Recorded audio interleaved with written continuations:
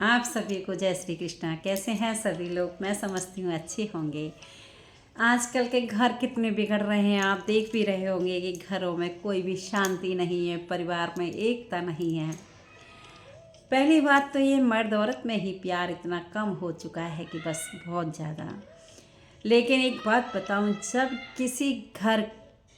का जब किसी घर का मर्द बिगड़ता है तो उस घर को औरत संभाल लेती है, बिगड़ने से बचा लेती है। और जब किसी घर की औरत बिगड़ जाती है तो उस घर को कोई नहीं बचा सकता। इसीलिए पति पत्नी को दोनों को हमेशा प्यार से साथ में रहना चाहिए और प्यार से ही उस घर को संभालना चाहिए, उस गाड़ी को संभालना चाहिए। क्योंकि आजकल पत्नियों को भी प्राउड हो चुका है अपनी सुंदरताई पर, थोड़ा सा अपने काम पर, अपने बिजनेस पर, अपनी जॉब पर। तो क्यों हम इस तरीके से अपने ऊपर हम गरूर करें? क्योंकि हमारा जब तक परिवार नहीं बनेगा, ये संसार नहीं चलेगा। भगवान ने ये बनाया है संसार कि हेरा फेरी करने के लिए, संसार चलाने के लिए।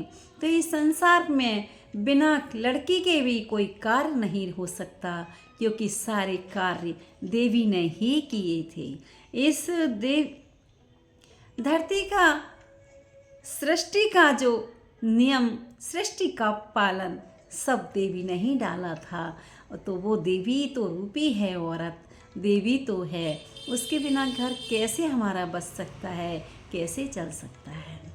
तो हर बेटी औरत को समझना चाहिए कि हम घर को तोड़े नहीं, तोड़ने से बचाएं। कोई बात नहीं, उतार चढ़ाव तो हर किसी में होती है।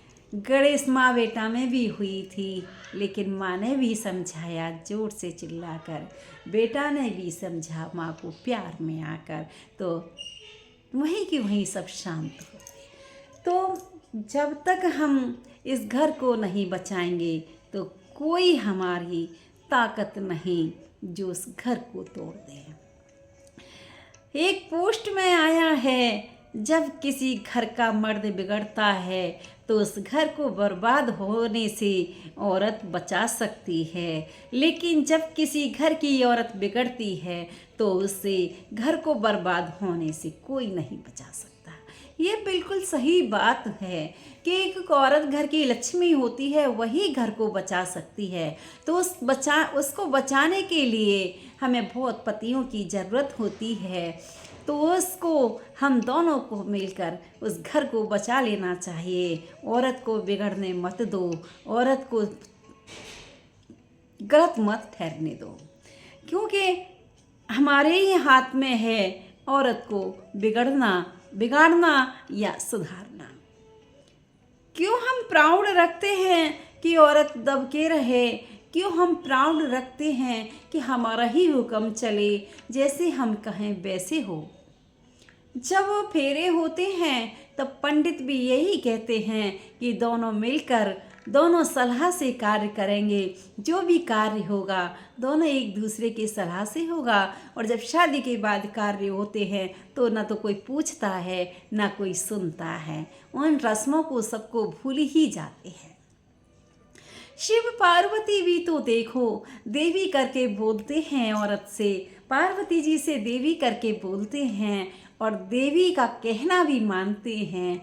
देवी को जब गुस्सा आता है तो शिव जी भी नहीं बोल पाते हैं, क्योंकि आदि शक्ति है औरत, उसकी होड़ कौन कर सकता है?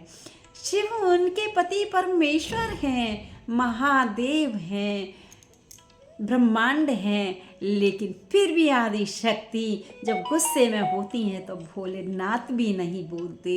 तो मेरे प्यारे भाइयों और बहनों, ये सब हमारा हकीकत में क्यों नहीं होता?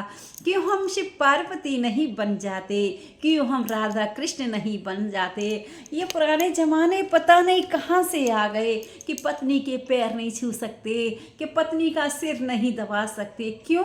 राधा के पैर में से कांटा निकाला था कृष्ण ने। तो क्या बिना पैर छुए निकाल दिया था? क्या राम जी ने उनके पैर नहीं छुए थे? उनके कांटे नहीं लगे थे? जब 14 वर्ष का वनवास किया था उनके कांटे नहीं चुभे थे? ये तो सब बेकार की बात है। पुराने कुछ लोगों ने बना दिया, पता नहीं अपने आप ही मन से लोकाचार कर दिया कि औरत का ये जूठा गिलास नहीं उठा सकते, कि औरत के पैर नहीं छू सकते, कि औरत के कपड़े नहीं धो सकते। ये कहाँ किसी शास्त्र में लिखा हुआ है? मैंने तो नहीं पढ़ा अभी तक, मैंने तो कहीं नहीं सुना।